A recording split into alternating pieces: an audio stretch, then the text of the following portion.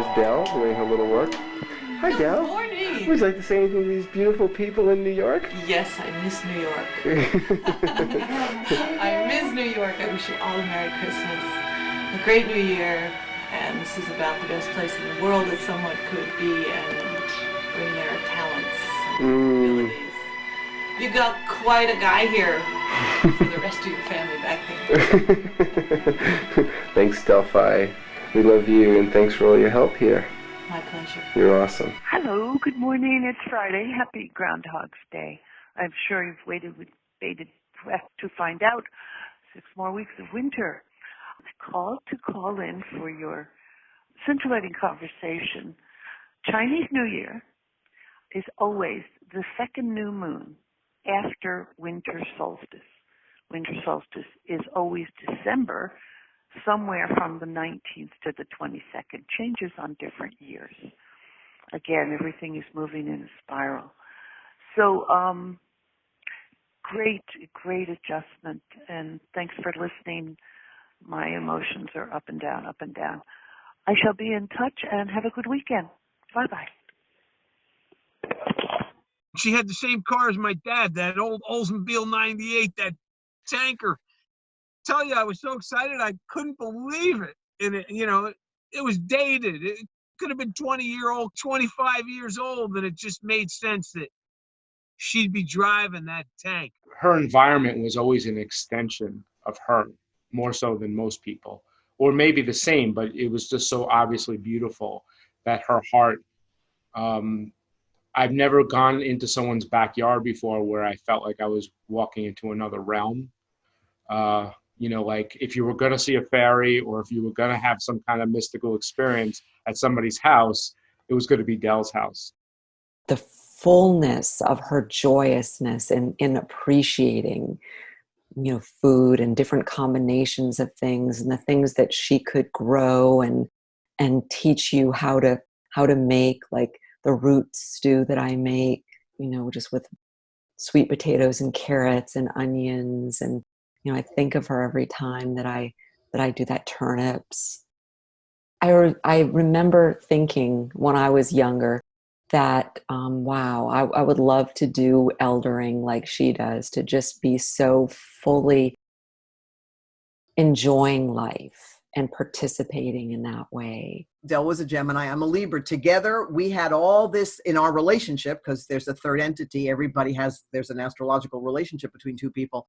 We have all this Leo energy in our relationship. So we would play. Dell, I have to laugh because she brought laughter. She was a one of a kind. She truly was the hippie. I couldn't get her out of the 20th century, Mike. I was just, come on, get a laptop, please. Get a cell phone that's not a flip top, please. And answer it, please. One of those things. She lived in her own world. She wanted to bring joy and laughter, and she was a teacher all the time.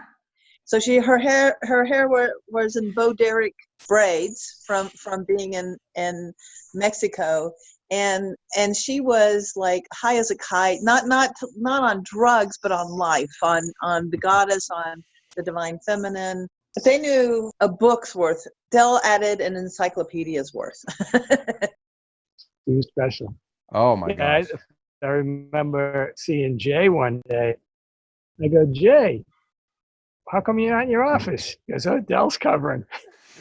She used to cover his office all the time. Her late night investigations into into ETs and Coast to Coast, man. She listened to Coast to Coast. Yeah, she followed Coast to Coast for years. Subscribe at Hearts of Space. So I mean, this is a story about Dell that includes her love of flowers, her love of gardening, and her love of healing, all kinds of healing. So way back in the 90s, when I knew Dell, probably the late 90s, I was teaching a class on flower essences, and specifically the Bach flower remedies.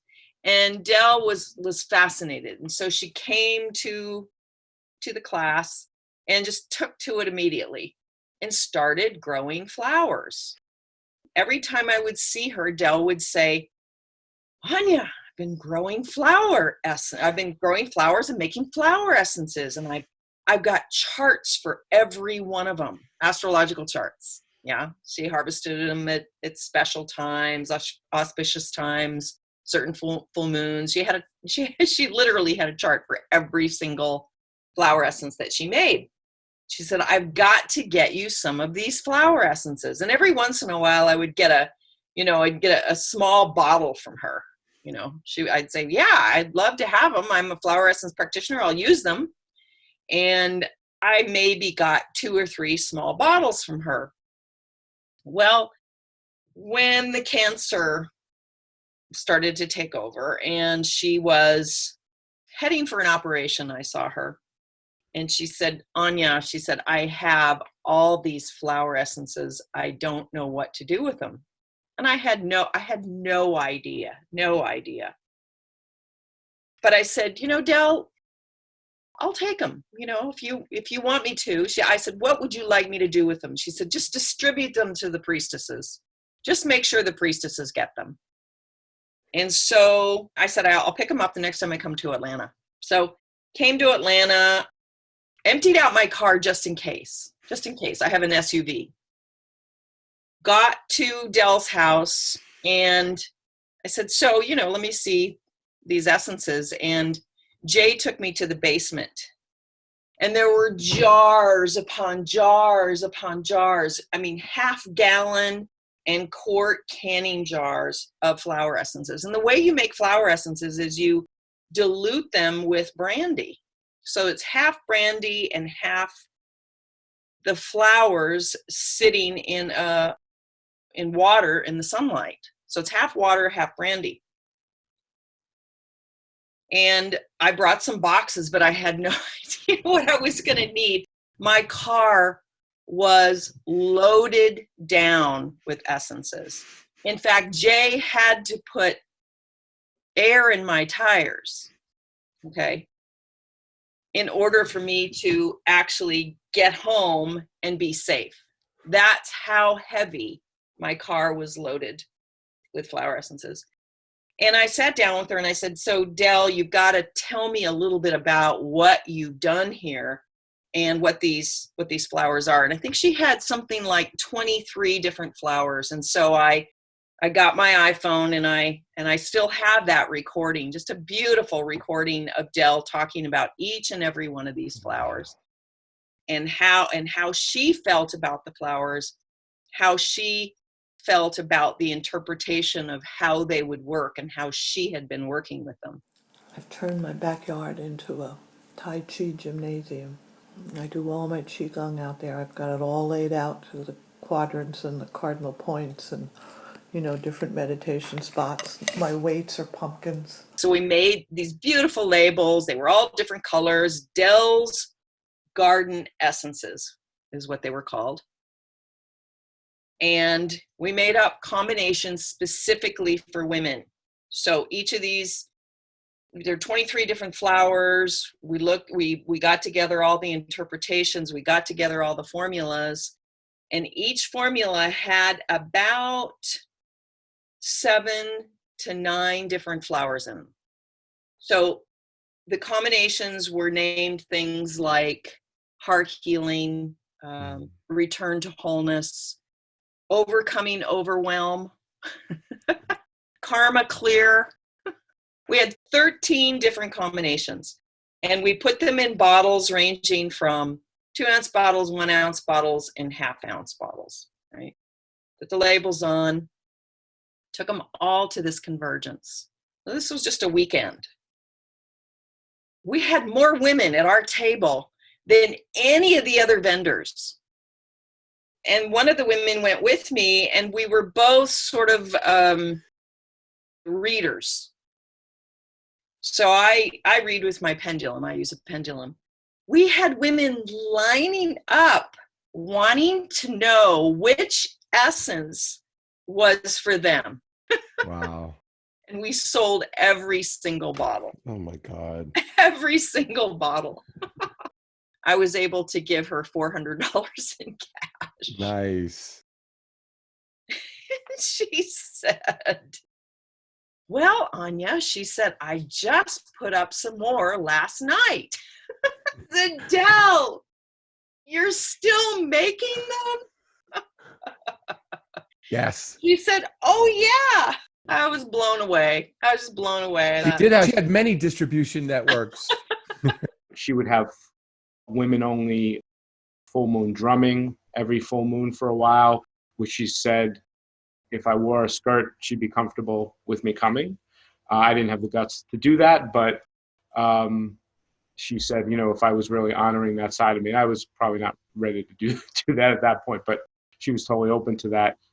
But the thing I think that she brought into the world that helped a lot of people, that I got to see a lot of people help while I was in chiropractic school and beyond, was really her her ability to not only grow her own flower essences in that magical garden, but also to be guided well enough to find the right flower essences at the right astrological time to be used in conjunction with reading somebody astrologically, so you know what flower essences to give them. And being able to distill that down in a way that actually she could teach it to somebody else who knows almost nothing about astrology, like me. She actually taught me how to do it to the point where I can actually like do it. And that's not because of anything I was able to learn because of my skill set or anything. It was really just, she really figured this thing out and really put this thing together. And I remember in chiropractic school, a lot of us were using those flower essences, helped us a lot with the stresses of life at the time. We saw some miracles too, health miracles with that. And so she really just gave that out freely. It wasn't like she tried to market it. She didn't, I mean, not that there would be anything wrong with trying to market it either, you know, more power to somebody. Maybe more people are reached that way, but it was really just her passion for service. And I don't know too many people other than you, Michael, and a few others who are really that grounded in service like she was. Looking back now, I realized that what she did was take a guardian role in my life. In 2013, I had taken my shamanic Magdalene High Priestess course from Anya McAndrew, and immediately I knew that I wanted to facilitate. What she started doing was just randomly calling me every month, at least once a month, to tell me, now, do you understand what's happening? We're in Mercury retrograde right now. Do you understand what that means? Or here's what's happening with Pluto, or here's what's going on with Saturn. And so the moment I saw that it was Dell, I would get out my notebook because I knew I'd be frantically trying to write things down. Eventually, I started a note on my computer. So I'd be on the phone and I'd be typing frantically, never able to keep up with how fast her grasp of Everything astrology flowed out of her. But I realized she's taking a teacher guardian role here. She's really working with me. So of course, you know, over the years, because I was taking classes as well as receiving monthly phone calls from Dell, my understanding of shamanic astrology and astrology grew, and I'm now a very confident facilitator. I never teach or talk about astrology without feeling her right here. She's just a guardian in my pantheon of loved ones, my spiritual circle of support. March 22nd, 1998. This is in one of our priestess ceremonies. To me, there are 4 critical elements about Dell captured in this picture. And since the picture says 1,000 words, I want to use this. First, in this picture, I see priestess sisterhood. So here is Dell. This is Lisa Michaels. and then 2 other priestesses in the background. So this is part of our ceremony. Dell was probably one of the older sisters in the circle and served as a mentor. She taught us so much, as well as Nicole Christine, obviously the leader. So first and foremost, sisterhood from Dell in our priestess circle and also the high priestess circle. And secondly, drumming. She's drumming. When is Dell not drumming? You know, she had these drumming circles. I would go to her house almost every month to have drumming circles. And then when she's doing her priestess work, we're having the ceremony, we're doing a dance, you know, she's on that drum. She's got it. She's got the beat of life in her. So sisterhood and drumming. The third element is smile. Just look at this picture of Dell. She has a smile on her face. Her heart is open. It's not just in this picture, but it's who Dell is, not just was, who Dell really is. Drumming, smiling, priestess circle. And the fourth, you have to look a little close to it. I'm going to put the picture a little bit closer. If you notice down here in the bottom, that's not a mistake. Some people will say it's a reflection. I say it's spirit showing through. I say spirit showed up because we showed up to be our spiritual selves. Dell was embodied in the priestess spirit, just in spirit in general. And it really showed through for this picture. So this picture to me, when I was going through a photo album of snapshots from 20 some years ago, which was fun because we all had more hair and it was darker. This one showed to me, and what I would like to show to the rest of the world of what Dell meant to me, was the priestess sisterhood, the drumming, the smiling, and the spirit. Well That's done. what I would like to share. Thank you for the opportunity to speak to you and share.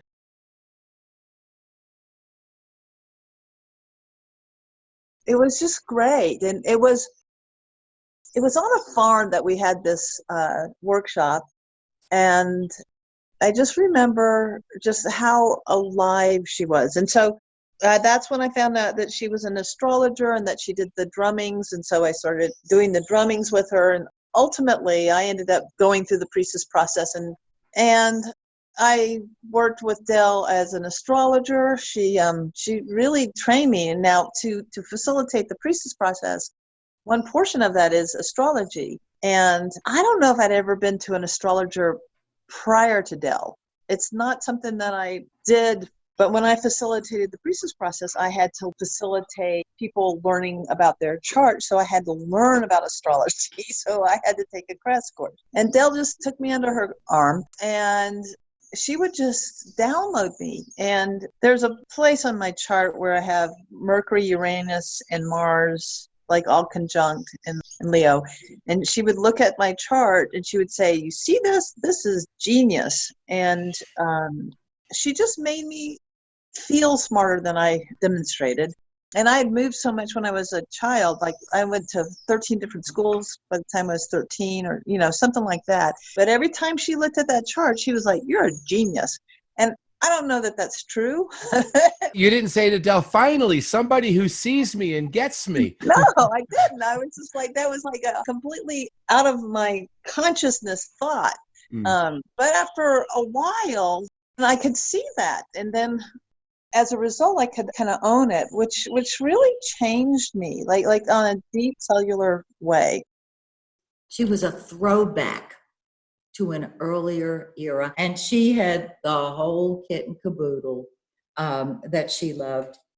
So there were things that were very artistic and very creative that she would share. If you had a problem, if you had a cold, if you had this, she had the remedy. Absolutely. Do you remember when you first met her, and when did you realize that you had the same birthday and the same year? Do you even remember that?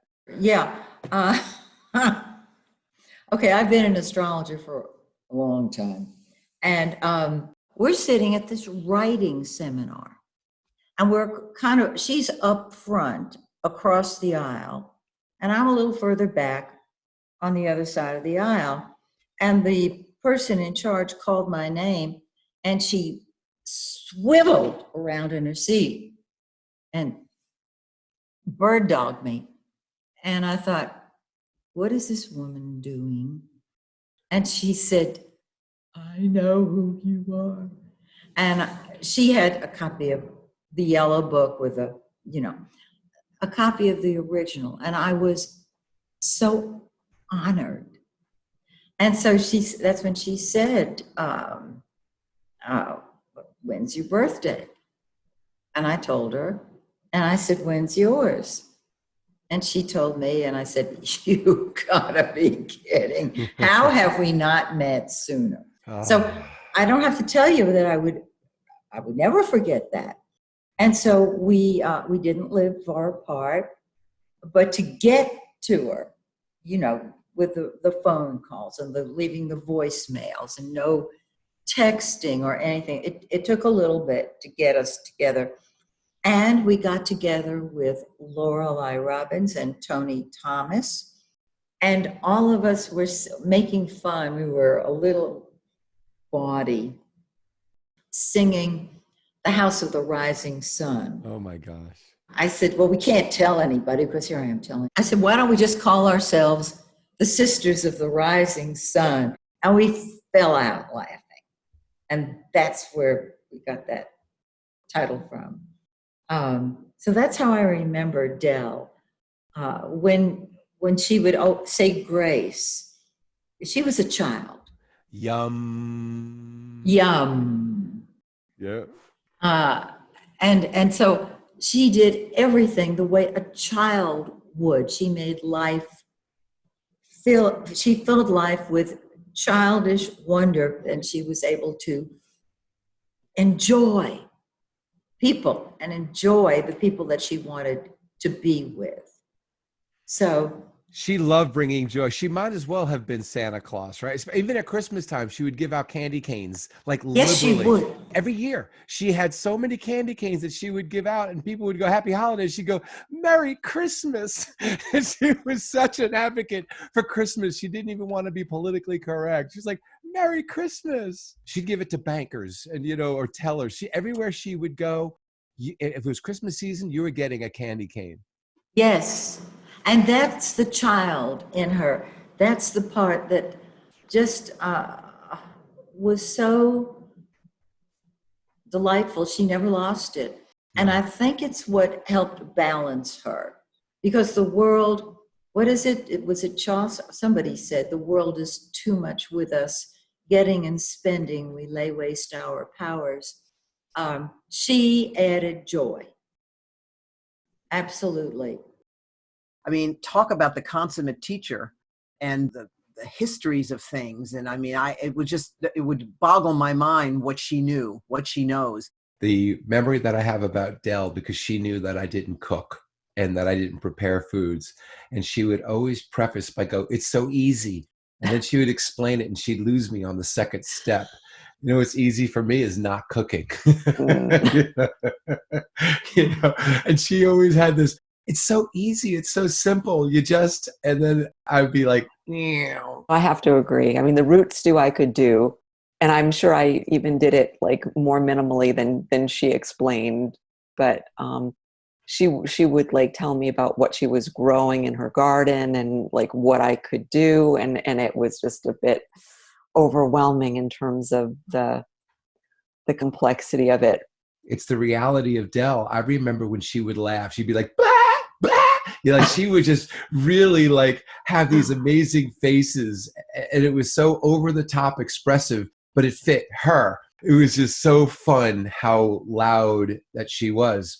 But here's where I'm going to break all HIPAA laws, right? No, it's not even true, but I'm going to tell you some stuff behind the scenes. On the table, when we'd be doing sessions, some people would be crying, some people would emote, some people, a lot of different ways.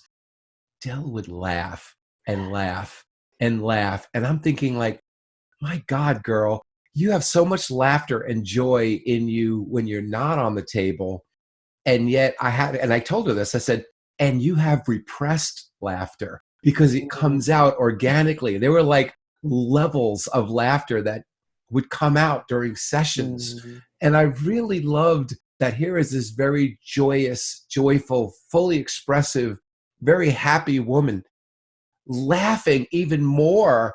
And of course, I don't even know what the source of her laughter is, because she's getting some kind of awareness. Something's tickling her fancy, whatever awareness was coming in. But the depth of her laughter on the table, where she would just be, woo, like, and then the juggling, jiggling when she'd laugh. I mean, the kind of way that her whole body would just roll, and it would happen so often. And I would just be like, Dell, it's overwhelming to consider that you have repressed laughter, but clearly you must, because it went to epic levels on the table. And that's another great memory. So thank you for jogging that one. How sweet. I remember being like in another room and hearing it, and that you would mention that this was a frequent thing, and how lovely. And, I would wish to ask Dell now, it's like, so what is it in your chart that like would indicate that? Is that like Gemini? Like, what quality is that? Like, where is that coming from? I think it's just that she gets the joke, you know what I mean? And that she got the awareness to get the joke, and that so many things just tickled her funny bone. There was so much about life that she just found incredibly funny. Dell's doing her work right now. Zoom in on that book, see if it makes any sense. Zoom in on the book.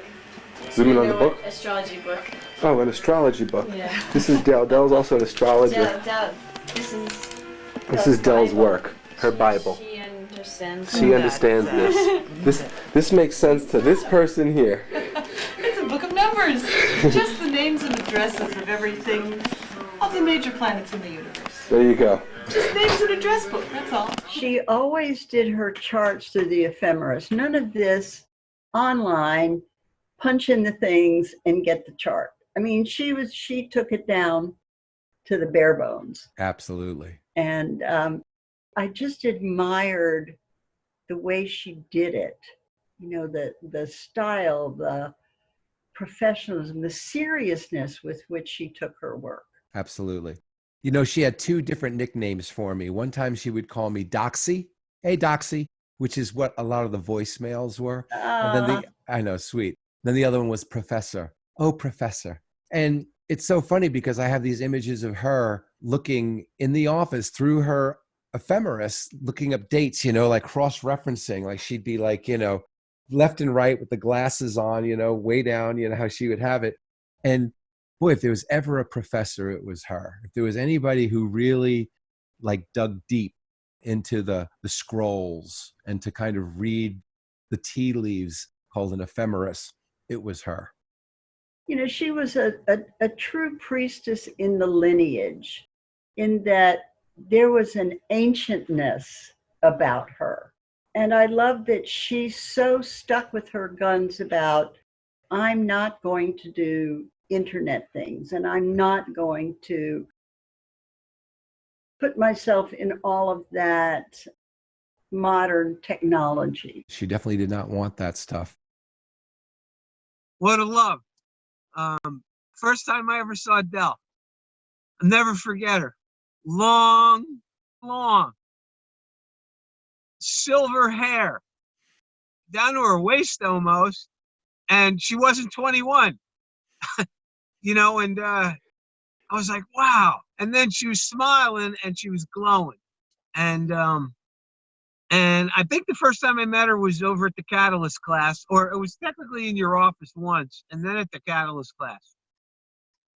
And she came in with a big sundress, with flowing long silver lockets. She was so light, and she was so, close with you. So I knew she was in the zone. She knew I was doing the work that you were sharing with me. I was receiving the work. I think that's when she had met me, maybe when I was receiving the work first time. I asked her, really, what do you, I understand you're an astrologer. She's expressing that she does macrobiotic cooking and she has a macrobiotic lifestyle. And I said, oh, East West Institute, Mishu Kushi, an old mentor of mine, Boston. I connected to that, and she was the second person that I had met that was living the lifestyle. And she was inspired.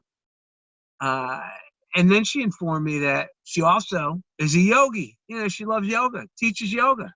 And she was like sharing it with me, hoping that I may be interested. And certainly she made an offer, I might add. If I'm interested, you know, these are some of her services that she provides. So she's walking in with like hair that long that was silver, big smile. She had a presence that was powerful. You know, and she was loved. The first time I met Dell was in a Catalyst class in 1996. And I was invited for guest night. Howard Allgaier invited me. And I was paired off with Dell. And so that was my first Catalyst session, is when Dell gave me a session on guest night. And it was wonderful. I was amazed. I was really blown away. And when I sat up from afterwards, after the session was over, I knew that I wanted to know more about Catalyst.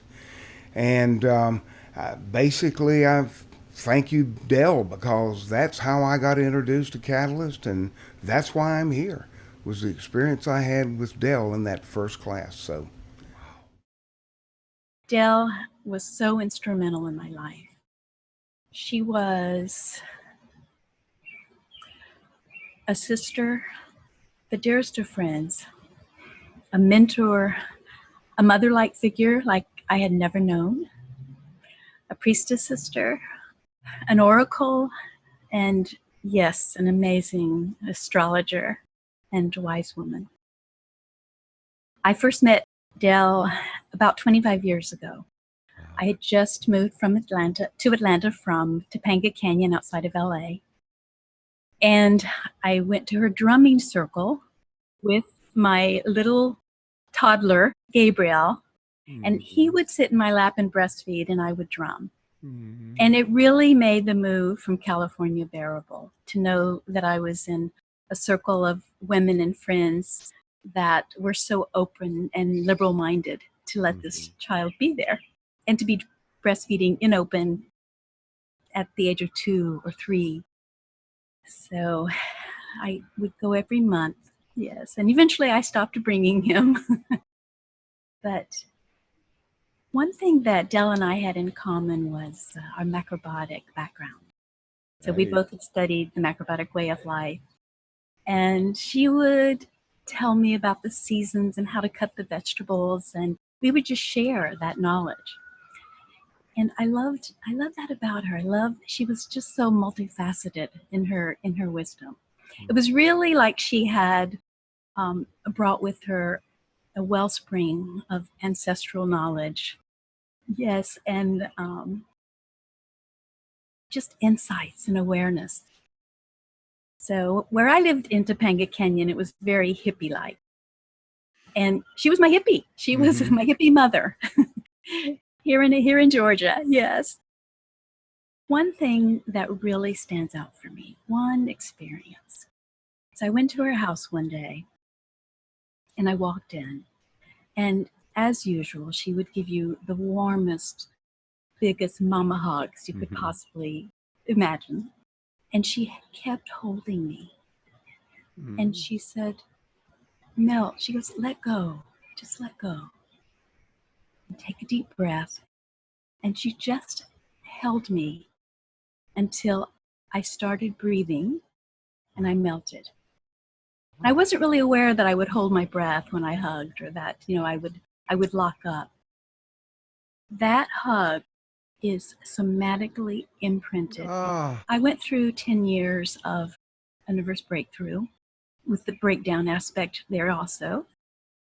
And she would call me, we would stay in touch. Her astrological readings were so comprehensive, and she had such a lighthearted way of introducing me to myself. So after being with Dell, I always felt so uplifted and inspired, and I had so much knowledge with me, books to read and things to do. And she would always say, do you have a pencil and paper? Write this down. And I just felt revived. I felt fortified after being with her. But more importantly, I felt like I had really been connected to And it seemed like I would meet with her at such important times. It was so on time all the time. Everybody knows a part of Dell, and they know Right. that part very well. I think Yes. the entire story is a shock to the people that know her well. I mean, I Yeah. just really love it. I mean, yesterday there was a story that this guy was telling, and he said, she was with me. I don't know if you know this, but we drove together to your wedding. You know, that was like a long time ago. And he goes, and she drank the whole way there. I was like, what was she drinking? I don't remember. I said, I bet you it was Guinness, because she used to drink Guinness like warm. Yeah. Like she had this whole thing about Guinness. She had this medicinal, whole thing yeah. about dark beer and Warm, women. and it had to be warm. Yeah, and You you couldn't should chill drink it after you get off a plane because it grounds you. Thank you. I was just talking how she was like selling to me that she's drinking Guinness medicinally. Right, exactly. Okay, all right. Everything is medicinal. I mean, Oh she my loved God. food. Absolutely. You know, I don't know if you've ever did a blessing with Dell, but if you ever did a blessing with Dell over the food, and it was, and you would hold hands, and what she would go, yum. Right. Yeah, I've used that one. Just this ohm with yum, and Right. and she would just I mean, she was just so much fun. You know, that's a And the wild clothes. Oh my God, the pictures of her with well, that's why I'm wearing this for white, every interview. orange, and Yep, this is my hippie clothes, so right. I'm doing all my interviews. I don't care how stinky it is. Every person right, I'm talking exactly. to, okay, I'm taking my clothes off and I'm throwing this back on for continuity for Dell. Yeah, Yep. that's awesome.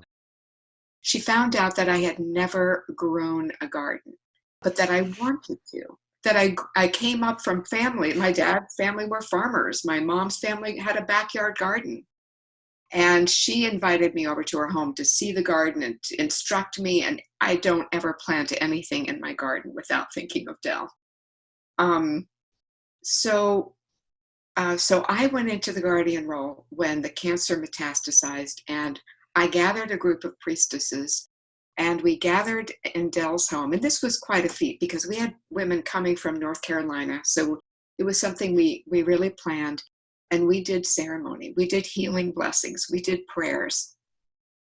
And Dell was in the receiving. And she did let herself receive. But she could not just receive, because she had to spend at least a half an hour, maybe longer, telling us, now I want you all to understand what's happening with the stars right now. I want you all to understand the timing of this and how sacred the timing is. And so we had another lesson on whatever was going on with the as above mysteries at that point. And I have been back to Atlanta, oh heavens, I don't know how many times in the almost 2 years since then. And every time I phoned Dell to say, I'm coming, can I come and see you? She would be like, oh, I have a meeting, or I have to go to my doctor's appointment, or I'm not feeling well. And each time I called her to see if I could come, or she called me to instruct me in the astrology or the gardening, or both, her voice got weaker and weaker. And so many of my phone calls just went to voicemail. They didn't get returned.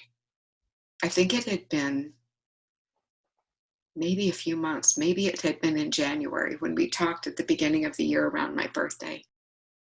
She called me, and I was just I was literally outside. I had my phone in my pocket, and I was outside planting starts in the garden. And so I put on my earphones, and we had this sweet conversation. And I said, oh my goodness, the directions on these plants don't tell me how far apart. How far apart can I put Brussels sprouts and cauliflower? She gave me all the directions as we were catching up. And we talked just briefly about the as above mysteries. And she told me how much she loved me. And she said, there's more that I need to share with you about what's happening in 2020 and what's going to be going on later this summer. But I'm going to have to call you back because my voice is getting weak. And that was the last time we spoke. She said, let me call. I said, oh, okay, I'll call you back. She said, no, let me call you back. And that was the last time we spoke. And it was really sad for a while after you told me that she had passed, because I thought I didn't get to say goodbye. So I took that, I took that into my prayers. And I woke up the next morning realizing that when Dell called me in March, she knew she was saying goodbye.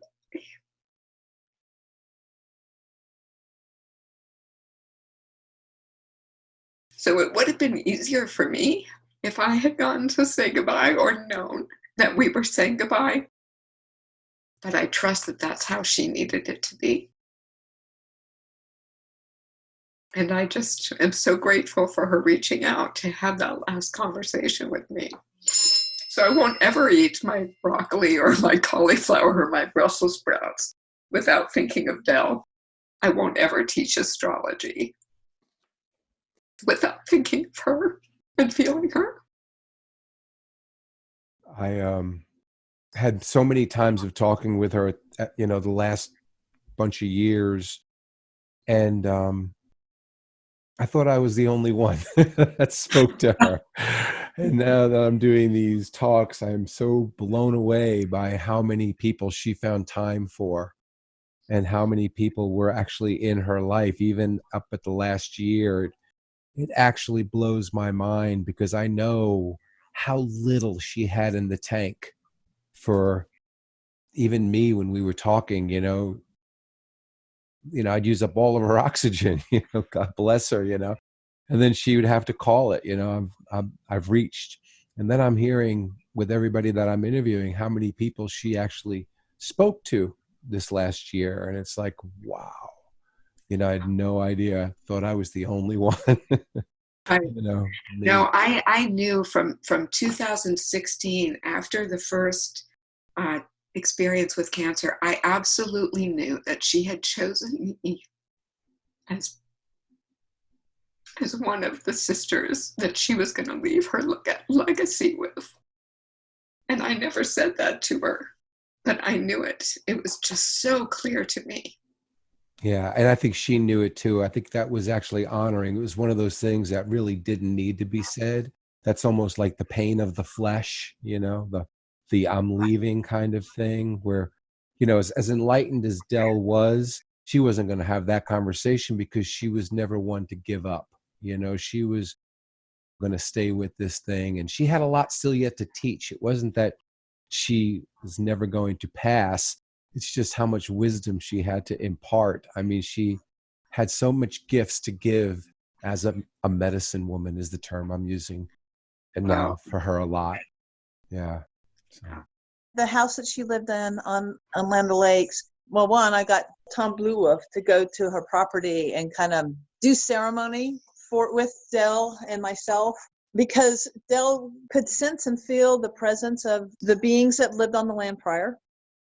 And she really wanted somebody of that caliber, and Tom just did a great job. Dell saw the bigger picture and had me look at particular areas that were getting the flooding because of the way that they did the building. It just caused the water to run directly into and under her house. So I would go to the county with her and she would channel Athena and like go into those places and challenge the civil engineers and all those people. But I held her hand through that whole process. When we realized it wasn't going to change, that's when we realized we needed to find her another place to move to. And then I found the place that Jay is in now. It was magical, just that whole process. The way she looked at property was completely different from anyone else. And it's been 15, 20 years, so I can't remember all the details, but I just remember loving seeing the house buying process through Dell's eyes. And of course, she warned me about writing contracts on Mercury retrograde, and I would have to do extra juju if anything came in for those times. But she really helped me ceremonialize life, even though that was part of the priestess process. Dell took it to that place of the right timing, right? Divine timing. She really did work with divine timing. She just was so incredibly generous. I just loved her. I mean, I love her still. I mean, she's here inside of me, and that laughter and that fun. I mean, I think her guitar playing is probably needs to be mentioned, but I didn't really play with her. I wasn't a guitar player at that point. Have you heard her zither play? I have not, but you Oh. told me about it. Whew. I'm going to see if I can get a recording. Piece of her, the last recording that I did of her. She played for me over the phone, and I would play for her. I would do some of my songs, and it meant the world to her, and I knew it. And as much as I enjoyed playing for her, because I enjoyed playing, period, I enjoyed knowing more how much it was making her soul sing, like her heart was singing, and she couldn't appreciate it better through her words and her essence. And she was the ultimate cheerleader for me, and especially when it came to music.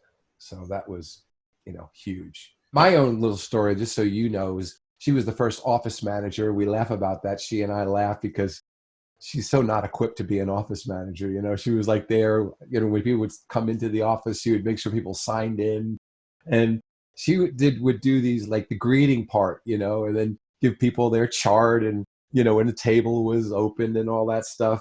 And when I think of that time period, it's so amazingly endearing because it seems like another lifetime ago.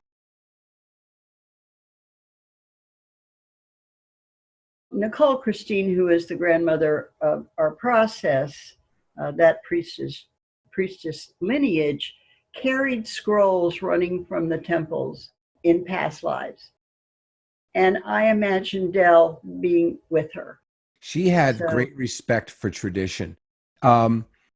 I didn't really get to know her dad, but her mom, she used to be at a home in Roswell, right off of Green Street near Greenwoods. We used to eat at Greenwoods, and we would go visit her mom at this home. And I remember that very, very well. Now, her mom's name was Violet, and so she would always bring her violets. And like these little, it was the cutest thing. And I was like, Violet for violets, or violets for Violet. And she was so endearing with her mother, who was in a wheelchair, and really you could tell was at the last stages of her life, but the amount of love and respect and reverence that she had for her mother, and how she carried it to be a fly on the wall, which is what I was. I will never forget her essence and the love and respect that she would have, and how she would carry so much reverence. And she's always been the same, whether it's astrology or this work or goddess work or drum circles or priestess. No matter what you gave her, she held it like she just carried it well. Like she was truly the torchbearer of the way it was supposed to be carried, or at least her interpretation of the way it was supposed to be carried. And it was always a pretty high vibration of how it was to carry. She respected it so well, And too, one of the things about Dell is what you saw was what you got. It was, she was all there. She was all there for you. She brought her whole game whenever she was with you. There was a wholeness to our relationship.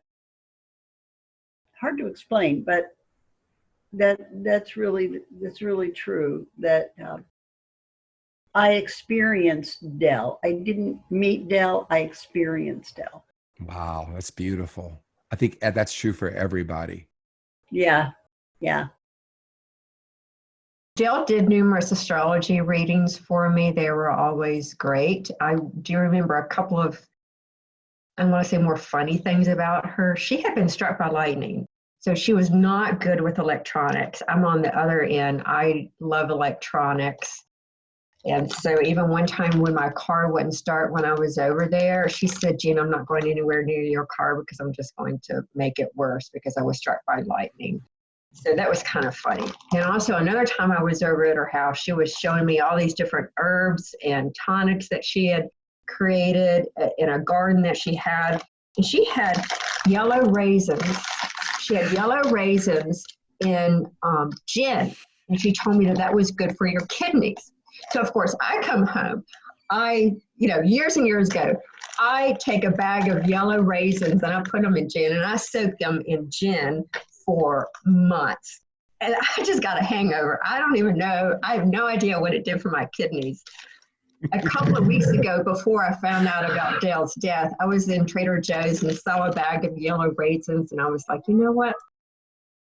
I'm just going to get them to see if the plain raisins are good for the kidneys as well. That's great.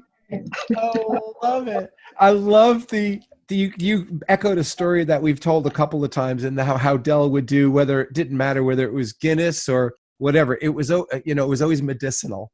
I so appreciate that about her. If she's gonna drink gin, she'll throw a couple of raisins in, and it's medicinal. It's good for your kidneys. I love it. Thank you for that. Thank you for corroborating a story that I've heard echoed a few times. It's true. When she met you and did your chart, she never forgot.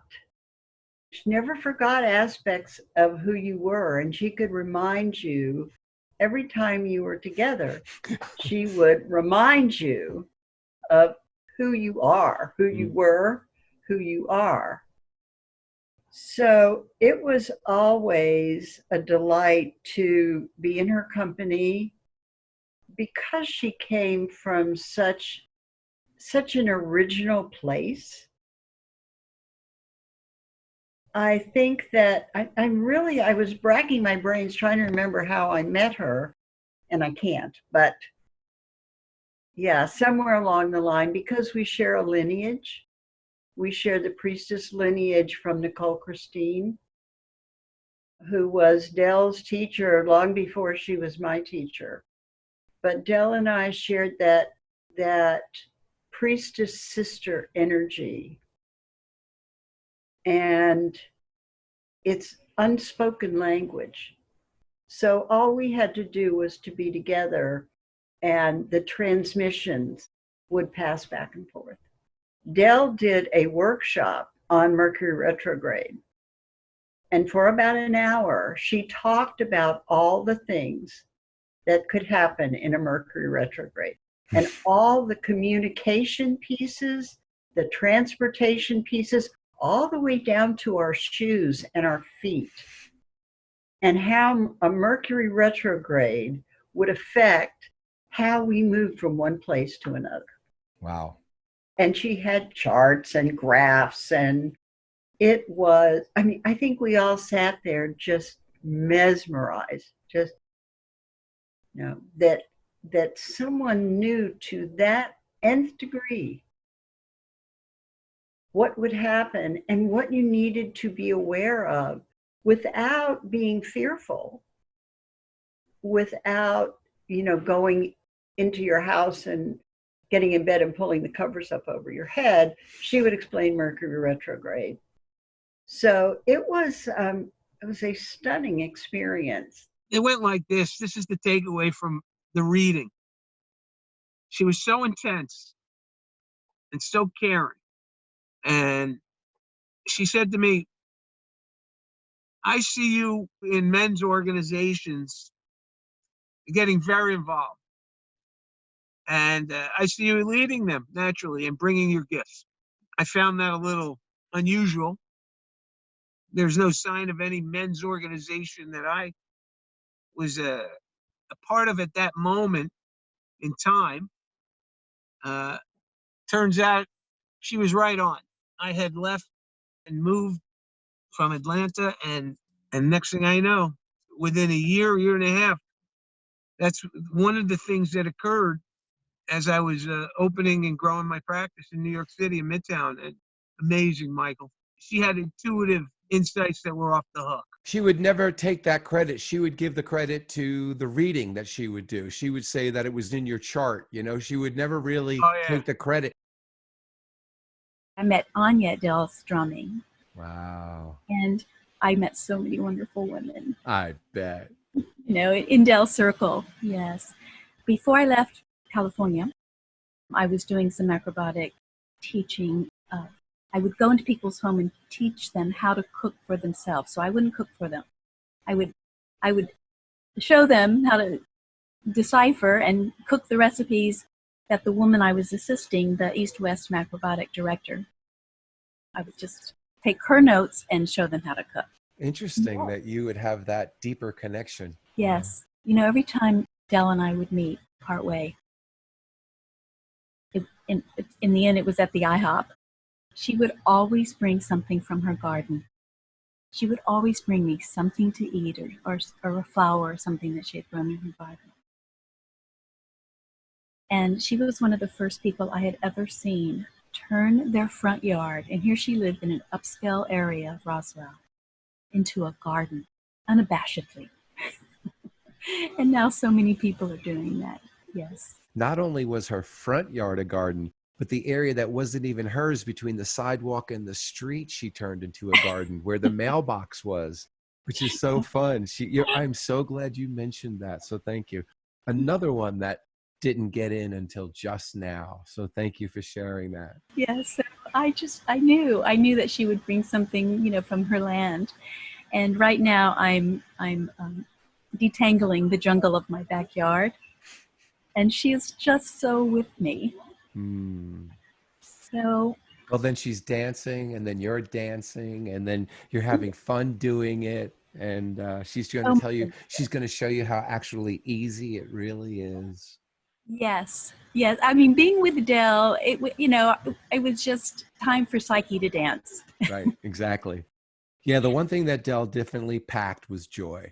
That was it. Yes. So if she was going to come and if you were going to do something, it was going to be done with joy. That you can promise yourself. Yes, she did. And she had such a way of laughing. And just, yes, like as I said, you know, her lighthearted way of helping me to know myself, and her astrology readings were just the best. So I just really feel so grateful that she graced my life with her magnanimous presence, you know, and she just helped the stars to twinkle a little more. Well, thank you from the bottom of my heart for the depth and and how well you touched it of sharing, Dell. So thank you. Thank you. Thank you for what you're doing to help celebrate her life. I was just coming out of a service at a synagogue, and there was a message on my phone that Dell had called. And it had the phone number, but it didn't have a name. But when I got the message, it was Dell. There was, you know, she identified herself, no question. So I hit the call back, and it rang a few times. And this woman answers and says, Jay Finnerty's line. And all of a sudden I was catapulted back 30 years. Jay Finnerty's line. I'm sorry, I was calling Dell Dorenbosch. Well, this is Dell. And I said, Jay Finnerty? Oh, yes. That's the man that I've been with for the last 30 years. And I was aghast. And I said, surely this could not possibly be the Jay Finnerty that worked at London Records in the 1970s. And she said, well, yes, that's exactly who it is. So 30 some years later, I find out that Jay Finnerty, who had shared work with me, we had both worked for the London Records distribution branch in Atlanta. And Jay, who is now, you know, salt of the earth and doing all the manly things, was then a promotion man for the stars who came into town for London Records. And he and I had worked together. And he knew my dad, who was the branch manager. I mean, it was this whole confluence of all of my worlds coming together. And when we figured it all out, Dell said, well, we've got to get together. We have to get together. The four of us have to get together. So we did. We set up a lunch date, and gosh, we just blah, blah, blah, blah, blah, blah. You know, 30 some years of memories for all of us. And I got to hear the history of how they had met and gotten together, and the love they had shared and all the experiences they had. And it was like a time out of time and a place out of place, because it was that magical. I'll tell you a quick story that I remember about Dell that's really cute, because I got so many, was that she would be the first one at the Lamb for my New Year's Day party. She would get here at like noon and had the first one to have her plate full, and, you know, just welcoming everybody with her food. And I loved how much she really loved our love of Indian food that we shared together when we would go to Angin and have lunch buffet there, to be there and to really feel how the food was so nourishing, and on an energetic level, it felt like spiritually supportive. Yes. So she had a lot to do with me having a love of Indian food. And it was just so much fun, and sashi and those are good memories. Yes, I remember that. My favorite memories of Dell are when she would talk about her kids and about her grandchildren, and, you know, the non-traditional way that she did those relationships. And I really appreciated that. I mean, one of the stories that she told me was when she took her daughter out of school early. She just showed up one day and just took her out, and just to have like a mom-daughter day. And I was like, oh my gosh, like she really knows what's important. So I always remembered that. And to see how lit up she was, you know, when her grandchildren were coming, you know, into the world, and just the quality of being a grandmother, that I think is my favorite memory of her. Dell, you know, interestingly enough, too, Dell was a bit of a recluse as well. So, you know, in terms of all the other pictures that I had of priestesses through the years, because I facilitated that process for 20 years, Dell was she wasn't in those pictures. She wasn't an out in the world socializer. She was more of a one-to-one. She was like off the grid. One time she got an iPad, and she had that iPad forever and never turned it on because you had to have an Apple ID, and she wasn't going to go there. She did not want an Apple ID. So she had a brand new iPad that just stayed like for many years. And then I think somebody finally said, okay, you can use my Apple ID. You're using this darn iPad. And they set it up for her. I think it was her grandkids or something. Yeah, for years I tried to get her to you know, just receive emails. Cute. She barely received phone calls. Yeah. Most of the time, you know, I was leaving a message. I think you and I both recognized her at the highest level possible by allowing her to actually care for our people. Are you comfortable in going into that? I will share this. I needed some help to cover my practice, and really Dell came to mind. I think I may have told Abbott-Nose. You did. I share it with you, Michael. And Abbott-Nose. Yeah, actually. Who better than Dell? So I let go. I just, you know, I got out of the way, and I came back to find out, you know, everybody loved Dell. I remembered how she was like the go-to person, that you knew that she was packing, she was going to deliver the goods. And you knew that the thing that got you is that she wasn't a licensed chiropractor. And I was like, Jay, she's not going to do chiropractic. It's like bringing a massage therapist going, hey, you know, come get a massage this week. The chiropractor's out of town. And I remembered how, like, you know, then you were okay with it because, which rightfully so, you have such integrity. Sure. You were thinking, and Jill would never adjust anyone. She doesn't know how, nor would she ever try to, you know, promote herself as a chiropractor. You know, she was so in love with the work, so in love with, you know, the peace portals and finding what's working and going into areas of influence and bringing more peace, breath, movement, and fluidity. And she was the genuine article because she was like the wind herself. I mean, she was so flowy. It was almost like the genuine article, like Catalyst and her just went together so well with her sundress. Who is going to deny her? It's like, come on, do me. And they all got the benefit. And it was so cool to see.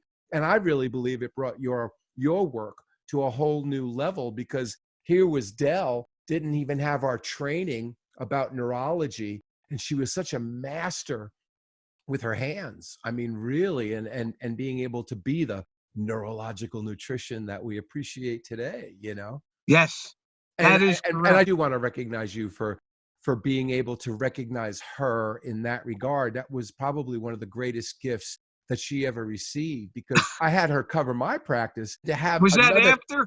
Was that after oh no, me? she did it before. No, absolutely not. She would go up to Oh, Hiawassee with me, and I would have a bunch of tables going up there. And if we got really busy, because she would just be welcoming people, she'd have a little ephemeris with her and do readings before and after their sessions. And she knew how to unconditionally welcome everyone. That's for absolutely, sure. including whatever her role needed to be. So she needed to apply a couple of contacts because things were getting a little crazy. We might be 2 hours behind or something and people are waiting. She would jump right in there and they would be like, wow, you know, that was amazing. Who needs Dr. Michael? You know? Well, that's it. And who needs Dr. J? Right, exactly. And You know. but that was so amazingly endearing of both of us to give her that. That was such an honor for her. That meant so much to have these docs turn their most sacred people, their patients, their clients, practice members, participants, over to her care.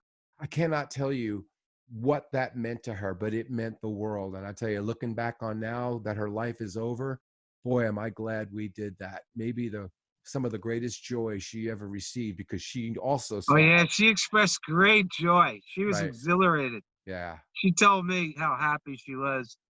Thanked me numerous times. Right. Oh, that was just great. Wow. Here's a story that I got to tell you, because a lot of people don't know all these sides of Dell.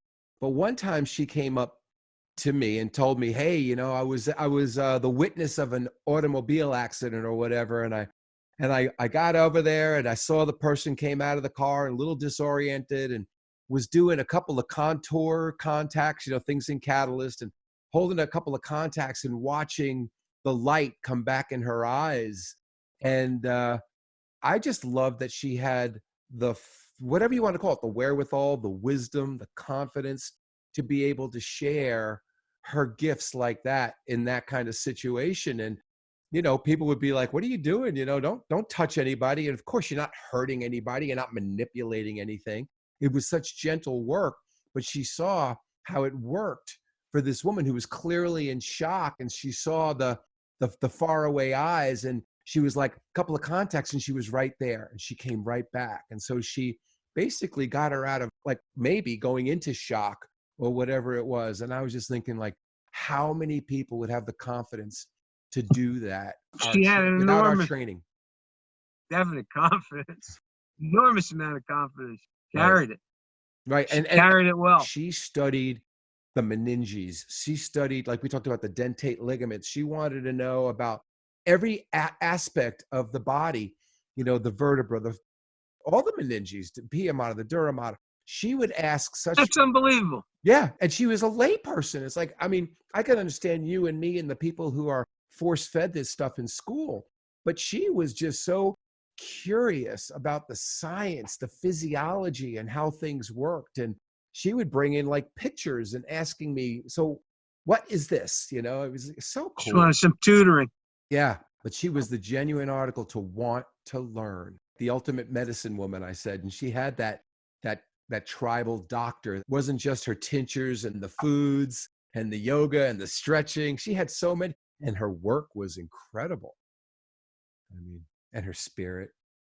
Dell was sort of like the consummate teacher. You know, she could teach anything, and she has such a strong nurturing. So a lot of Cancer energy in her chart. What do you think you'll remember most? The playfulness that we discovered, that we started spending more time together because we felt this playfulness. We felt this composite, you know, all these planets that our relationship had in Leo, we would feel childlike and giggly together. And she would say, we need to do more of this. We need to play the guitar. You know, I'll teach you how to play the guitar. We need to sing. And I didn't take her up on a lot of that, you know, which, you know, if I have a regret, it might be that, but we did play. We played in terms of how we enjoyed our connection. you know, that, and the more, because I would say to her, I said, you know, you and I have like 5 composite planets in Leo. And then we would say, well, no wonder there's so much joy when we interact. And of course, she has prominent Cancer energy. I'm Cancer rising. So there was a safety in our relationship. There was a sense of belonging.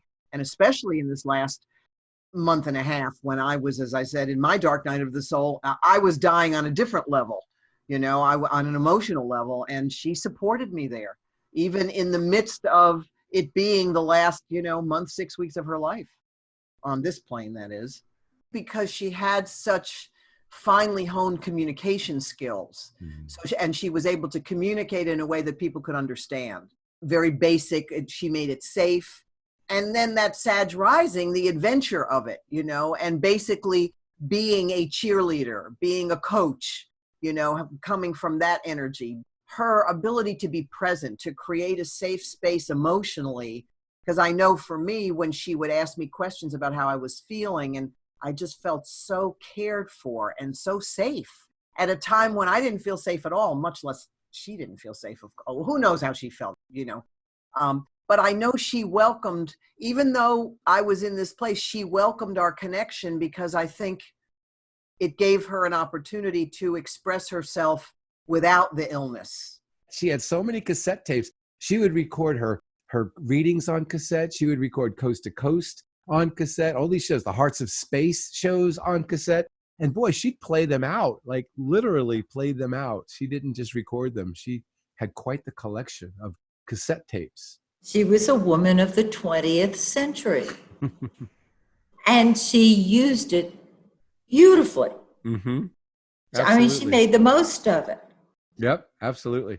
You know, she also would have like a ham radio, and she would listen to shows that you can get, or whatever it was that she would listen to, that wouldn't be like, you know, how in the olden days, these old radios, she could tune into shows that were in the next state or stuff, you know, like, oh, I'm picking up Tennessee or something like that. It was so much fun. Well, I'll tell you one thing that always blew me away. She didn't watch local news. She didn't watch national news. She watched the BBC because it gave her another perspective. Wow. Did you know that? I did not know that. No, I did not. No, I was thinking about what did I know about her watching, like I said, and it was always about Coast to Coast. It was always, that was the stuff. And it was midnight. They would come on at midnight. And so right, we'd record it at night and then listen to it in the morning. I mean, she was fascinating when it came to that. So I didn't know about her love of BBC. Dell and I would go to North Georgia, Hiawassee, on Saturdays and set up our tables and do practices up there. And she would help sign things in there. And at the time I had this car, because it was hit, it had no air conditioning compressor. And so Dell and I are driving to Hiawassee one Saturday, and I have no idea what was so funny. She was like, oh, it's really hot. Let's get the air conditioning on. And I said, well, I don't have an air conditioning unit in this car. She put it on anyway, you know, and I was like, there's no compressor, there's nothing. And I'm telling you, we're driving up. This is one of the magic of Dell. This, by the way, is my favorite Dell story, and I've got millions of them. I'm telling you, there was cold air coming out of the vent. I mean, literally cold air coming out of the vent. And I was like, this is absolutely insane. And I knew that we had transcended metaphysical reality even. And I pulled over. I needed to pull over, and I lifted the hood. And I showed her, I said, there's no compressor here. This is absolutely impossible that we are feeling cold air coming out. This is absolutely 100% impossible. Shut the hood. We kept on going, and all of a sudden, the cold air wasn't happening anymore. And I learned a big lesson, which is really true. It's like, you know, let the phenomena happen. Don't crash probability waves. It wasn't cold after that moment, and I had to prove that there was no. But I really needed to see for myself, because it really was cold coming out. And you know, we talk about that story all the time. I'm like, I would think of, who are you? you know? So that's my absolute favorite story. That's beautiful. Thank you. If we're going to celebrate her life, the diversity of these stories and how many there are and how far reaching they are, and the depth of how much they've touched, and the ripple and the memory and the echo of these very special, sacred magic moments are, there are so many. So anyway, thank you, Michael. Thank you, Michael.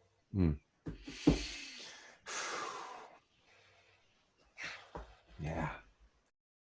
Dell had the sticky note calendar. There was a movie called If Lucy Falls. And I mean, I kept asking Dell, have you seen this movie? Have you seen this movie? I think I gave up after a while, but every time I saw that movie, I couldn't help but to think of Dell's wall, because she did the same thing. She just didn't paint it, right? She did it with sticky notes. In that movie, that honoring of time, that closing of the old month and the creating of the new month, it's kind of that ceremony that I was talking about that Dell demonstrated.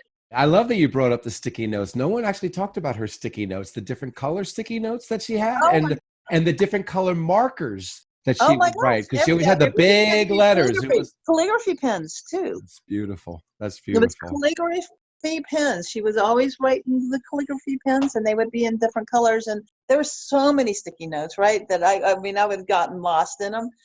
But they had a sense of order. She had a reason behind all of it. Every single one They of were them. Everywhere. They were in her car on her dashboard. They were everywhere. I mean, in seriously. bathrooms and bedrooms. Everywhere.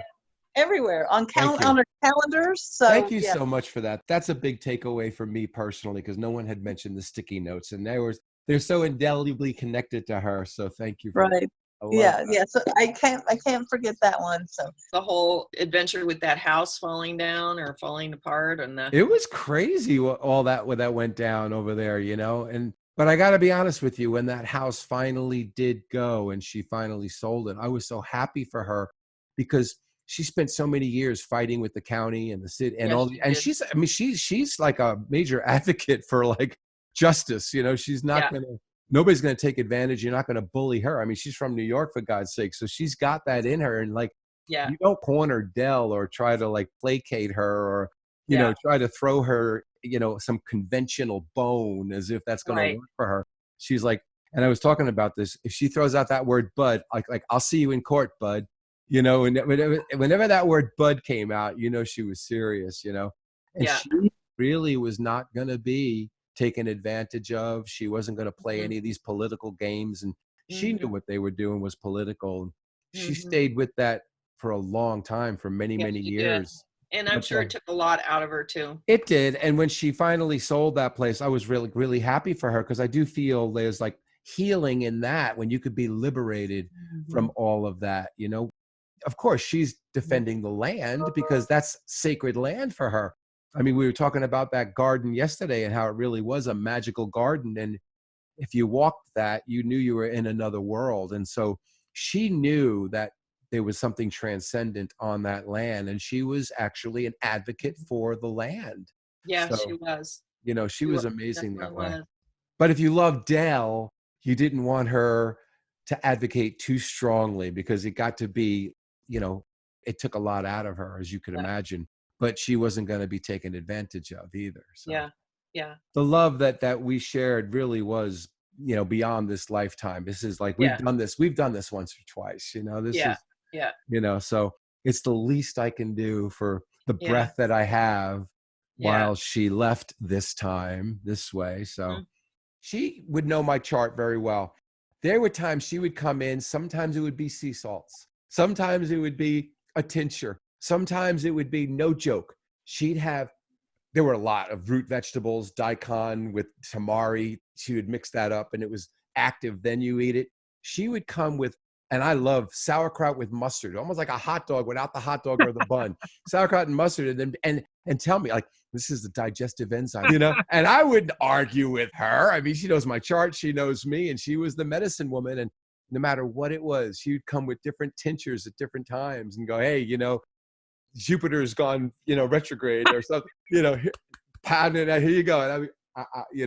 And she, no questions asked, she had my back. She really did. I mean, she was a lover of life, no question. Thank you for sharing her with me. Because let me tell you, I'll never forget Dell.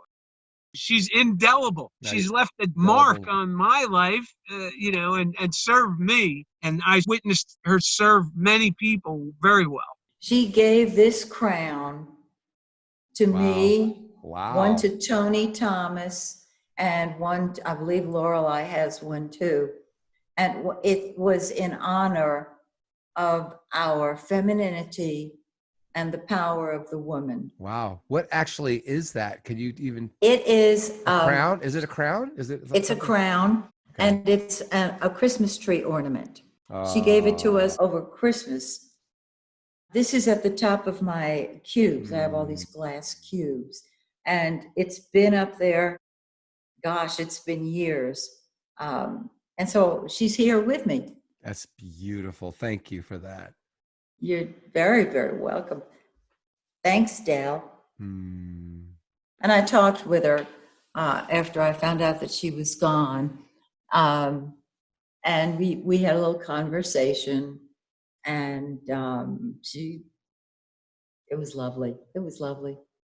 So, well, thank you for tuning in and giving her an outlet and a place to access this world, because we'll be better for it. And thank you for being the marvelous friend that you are, and doing this marvelous labor of love so that she is remembered and for posterity as and I know her children will love this, her family. That was the thing. Her kids meant the world to her. Thank you. Thank you for all of that. She and Joanne Tipping were very close. And so when Colin was passing and I was down in Atlanta to work with the Tippings, she would constantly say, well, how are they doing? And when I told Colin and Joanne, they both said to me, well, how is Dell doing? But, for Dell, that was just never something she was really focused on, how she was doing. It was how were the others doing? She did that all the time. Every time she called up, how's Anthony? How's Jewel? How's Thomas? And I'm like, how are you? I mean, but she really had the values right when it came to that. She knew what you loved and she cared about what you loved. She really did. She had that down. There were times after Colin passed away that I was just connecting with Joanne for the first time really ever. I mean, we knew each other, but I would go there just to support her for physical things going on and such like that. And it was a difficult time, a lot of pain and such. And I remember the phone like ringing, and most of the time it was Dell calling, checking on Joanne. And so it'd have to go to voicemail, and I'm sitting there going, oh my gosh, this is my deli. And I'm sitting there, doing whatever catalyst work I'm doing on Joanne and hearing Dell's voice on the answering machine. Like she was present even for those sessions. It was so sweet. She was such a Magdalene. Such a Magdalene. And she knew it, by the way. She was one of the first to really claim that name, just so you know. She really claimed that like a long time ago. And I love that about her. Do you know this? I got to meet Mother Teresa. And when I did is because she came to visit to Atlanta.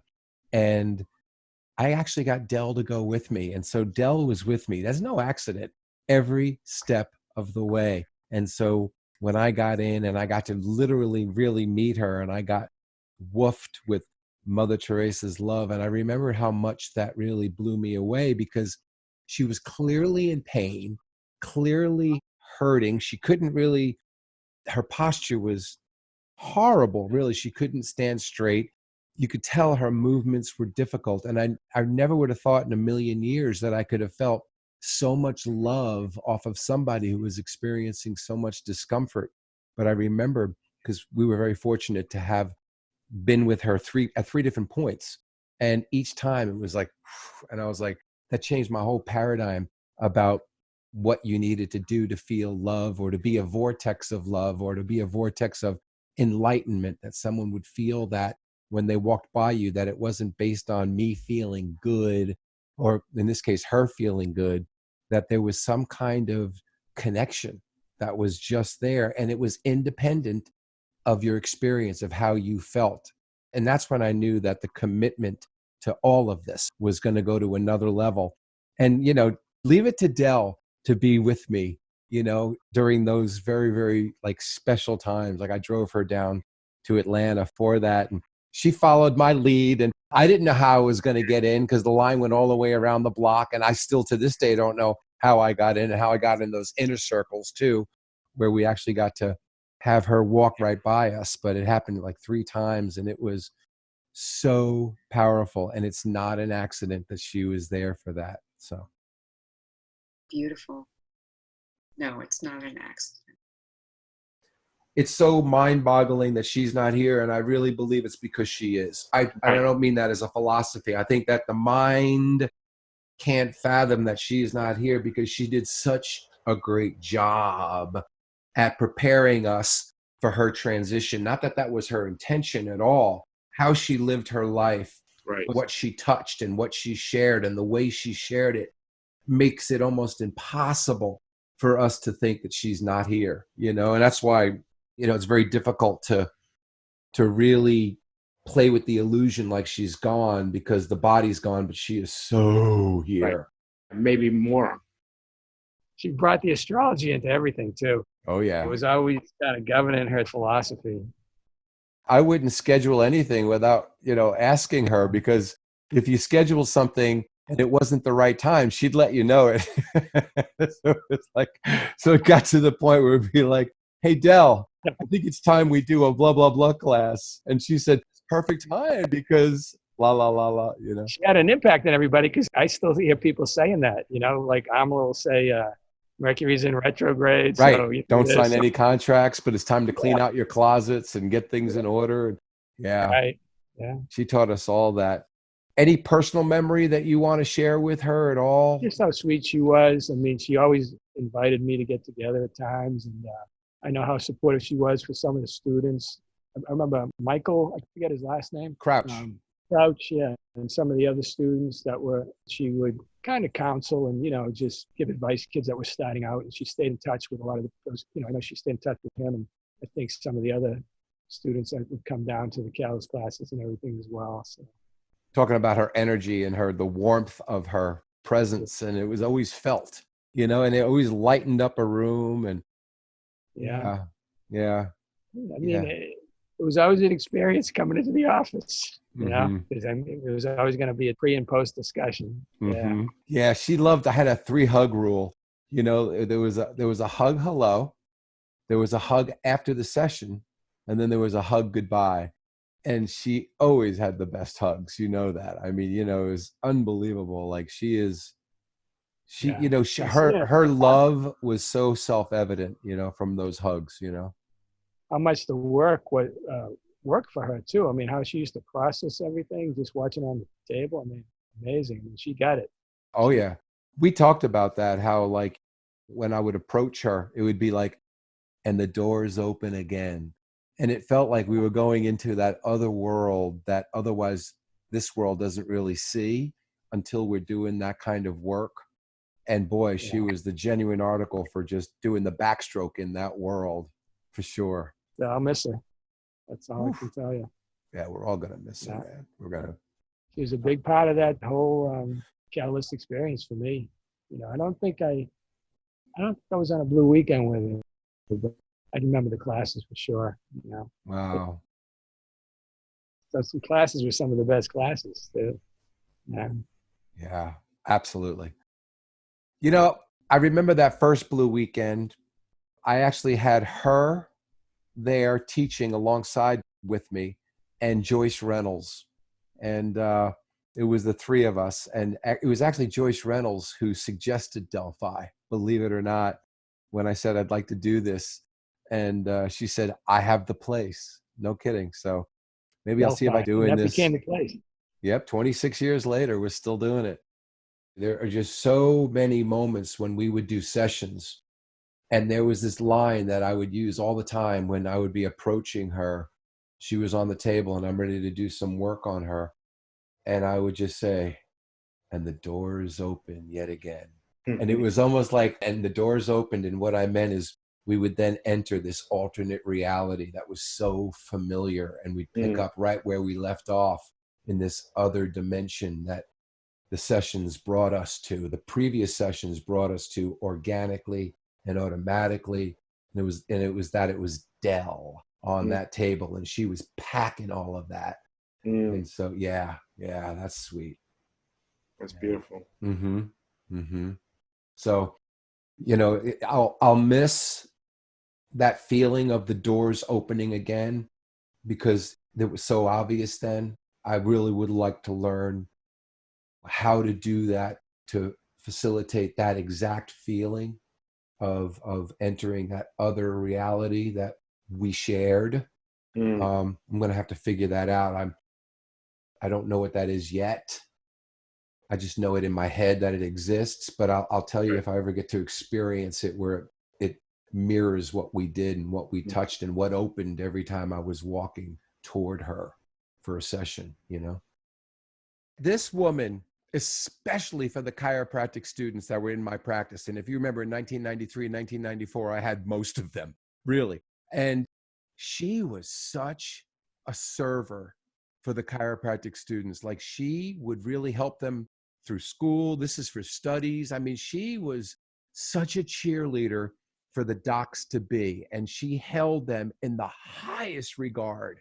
Yes. It was amazing. I mean, and believe me, there are a lot of chiropractors out there today that through my practice will always remember Dell's love and support and encouragement. They'll never, ever forget her. You know, do you realize how many people I could have on doing this video? I turned her on to everybody in my practice, and you know how busy I was. So, I mean, you know, it's hard to choose. And then, of course, she's got all these other circles that I've got to include too. But I mean, you know, I'm glad that I had you involved, because I remembered how you having her cover your office. I remember you using her. That was the ultimate. That was the ultimate. I know she was so, I know that was big. It was big for me. I know it. It was unbelievable to see her face when I got back. And she earned, you weren't, that wasn't charity. That was like, you put your people in great hands and you knew it, you know, and that was it. That was the recognition. We knew each other in New Rochelle way back. Like, I don't know how we met. And she reminded me of that when we both, you know, when she lived here before I did. The most amazing thing to me is that up until about probably 3 weeks before she died, maybe a little bit less, she and I were in touch every couple of days because of where I was, because of this dark night of the soul. I mean, she was ministering to me as she was coughing and not being able to breathe. And then her voice would lighten. And so we had beautiful, precious sister girl time, even towards the end of her life, the last month of her life or less, you know, where she was suggesting yoga poses and things to eat and, you know, and then I was in such a dark place, I didn't reach out for somewhere between 2 and 3 weeks. And then when I did, it occurred to me when I reached out, when I didn't hear back, and that was about 3 days before I heard from you, maybe she made her transition. And so what's interesting to me is the timing of it. And again, I know we don't know what time, but we know the day, May 13th. Well, she made her soul chose to leave during her own lunar cycle. There was something very sacred about her. She was, for me anyway, an honest to goodness, ordained spiritually medicine woman. Like one of the few that was really still here, like old school. Like there was something that she carried that energetically that was from like eons ago. And I haven't felt it since. And I mean, but she captured that and carried that so well. And wanted to know if you wanted to speak into that at all. Sure. Well, I mean, that's a really, really good point. And maybe that's really what, even describing her backyard was really what I was trying to almost get at. It wasn't, she was, her backyard was awake because she was awake to the backyard. And almost nobody I know, I mean, we could say mentally, oh yeah, I'm really connected to the nature, but she was really connected to the nature. I mean, it dripped off of her. You know, and I would throw in a little bit of, you know, almost like a female Merlin type of feel, you know, shamanistic, you know, beyond time feeling. to her. So this is the set of 13 essences. Dell had a set of these too. I brought her a set that we had made. And here's one, Dell's Garden Flower Essences. Let's see if you can see this. Joyful motivation. Dell's Garden Flower Essence. That's beautiful. Here's one called Paradigm Shift. And here's one called Shamanic Consciousness. You know, once this video hits, you're going to be getting orders, right? You do know that. I mean, people are going to want to buy some of these. You're laughing, but it's no laughing matter. This is some serious medicine. It is serious medicine, and it's her medicine. And Higher Self. Oh my God, I'll take a bottle of that myself. Yeah, make sure you don't run out of that one. She would have loved this one. Getting Over Overwhelm. Yeah, I helped her with that one a lot, you know. Yeah, and there's also another one that we made called Burnout Bomb. Oh, that's great. No, I tell you what, I want that higher self. You got to make sure you don't sell out of that one before that. Put one of those away for me. Tell me what that costs, shipping and handling and tax. And yeah, that's awesome. Yeah. So anyway. Thank you, Anya. Yeah, Michael, I'll send you one. Well done, Anya, in keeping Dell alive. I mean, really here at the end, you know, from 2017 on, you know, there were very, very few times that she would really be out and about. You know, she really, obviously, as you know, when she got attached to the oxygen tank, her appearances were a few. You know, you had to go visit her. And even then she was uncomfortable with some of those visits. So, you know, it's really wonderful to remember her this way, because this is when she was had her best, when she was doing all of those tinctures. Absolutely. You know? She was amazing. Did she ever do like fish head soup or anything, like a remedy she did for me? I never needed any remedy that way, but she cooked for me a few times, which was always magical. But even just watching her, I've definitely watched her cook, which was even more magical for me. Cooking for her pets and stuff, and like why she was putting certain things in, simple things that, yeah. Absolutely. I remember her cooking for the cats on the stove, you know, pretty amazing. I would just love to share my hope that each of us who remember Dell will recognize that she stands in our circle of support now, and we can call on her. And I would especially like to share that with her children and grandchildren. That's beautiful. Well, I'm sure that both Jan and Karen are very, very aware of that. And I'm not really sure about the grandchildren because they're so much older now and I don't know how they're doing, but I guess somehow that she was able to impart that, I bet, somehow miraculously through all of this. But well, every time I talked to her, she was telling me how they were doing and what they were, you know, all their accomplishments. So I'm sure they know how important they were to her. Well, I'll give you this. When she transitioned, I'm going to get emotional here. I know that Allison was probably there saying, thank you. Good job of taking care of Michael for me. I know that. Yeah. So, anyway, thank you, baby. You're Love welcome. You. Thank you for doing this. Love you too. All right. Bye. Bye.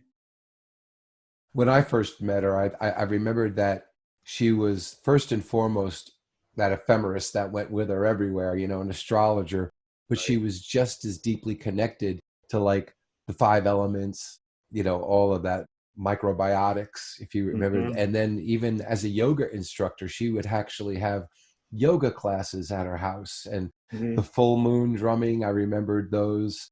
I actually asked if I could come dressed as a woman, and she said yes. And I never did that. And I mean, I've always wanted to be there because it felt like it was touching the sacred, as she often did, you know, and I just wanted to experience that. And I'd be more than willing to do my absolute best at channeling my inner wisdom in drag and all, if they would have allowed me. And she loved the idea. I said, look, if I need to, I'd wear lipstick if I had to. So anyway, but that never happened either. So I've had some good astrology readings before, but with Dell, she could do it in a sentence and tell you and what was what and how to help you. It wasn't like she had to read your chart. She just knew anyway. The chart was just like proof or something. Confirmation. Yeah, confirmation. And yeah, confirmation even for her so she could feel relaxed about telling someone something. But I think she always relied on the chart because she loved that stuff. And also I noticed that she would say things that I didn't agree with. When she was the only astrologer that she would say stuff and I'd be like, no, that's not right. And then time would go on. I would learn something more about myself. I would learn something more about how I was perceiving my external environment. I go, shit, she was right. Every single time. Wow. And I haven't had that experience with anyone else about it really in any other way, really, other than, maybe a couple of scriptures I've read or spiritual books. I love that. I mean, there's something that where she's seeing you before you're seeing yourself. Yeah. It's almost like, how is that even possible that she can have a greater awareness of me than me who's living inside this experience? Right. I'm missing things about myself that she saw so clearly, I love you. You're such an important part of my life, of allowing me to be all of who I could possibly be. And I think the stars are brighter because there's the most brilliant diamond in the sky that wasn't there. And anytime I look at the stars, I'll be thinking of you. Dell, I love you.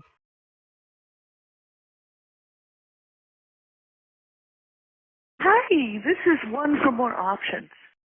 Wherever you are, take a step back, close your eyes, and listen.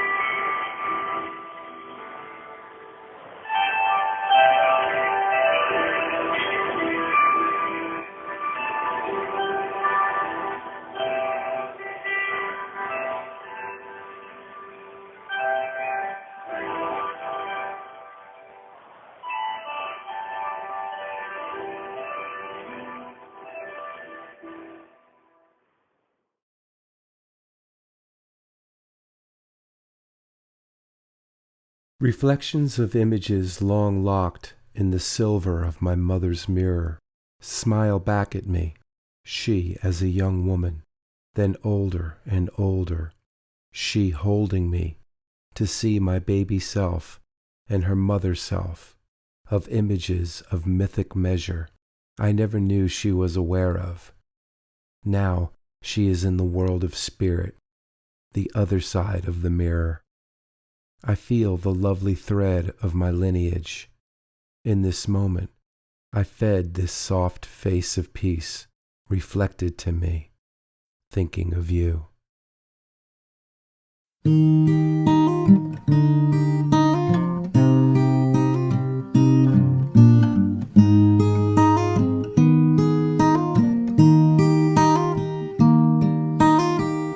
I've had enough, I'm not that tough.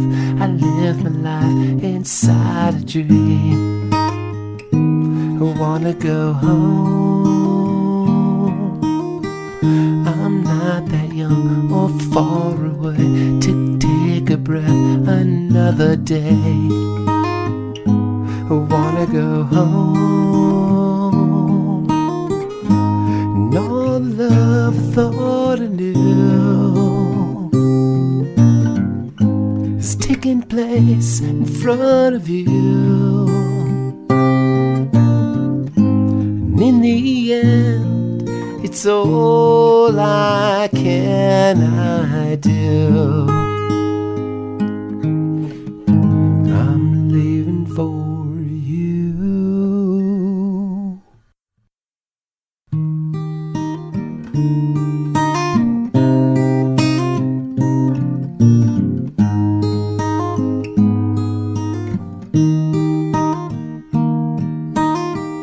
My time is now, your time is here. It's so clear.